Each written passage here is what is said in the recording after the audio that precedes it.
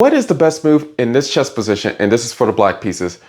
Our opponent just moved the king to e1. What is the best move that we can do, especially since they have a queen on g2 and all of these pawns? And then we have our 2 rooks and our 2 pawns.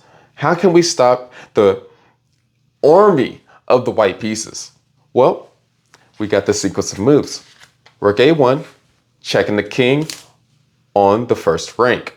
The king has to move to e2. Can't move the king f2, or we'll just take this pawn and take the queen right after. After king e2, we're gonna still take this pawn on the d2 square. And after the king take the rook on the d2 square, we have a skewer going back up to rook a2 check. Once the king moves to either d3 or any of these squares, we take the queen on the g2 square. And that is the best move for the black pieces.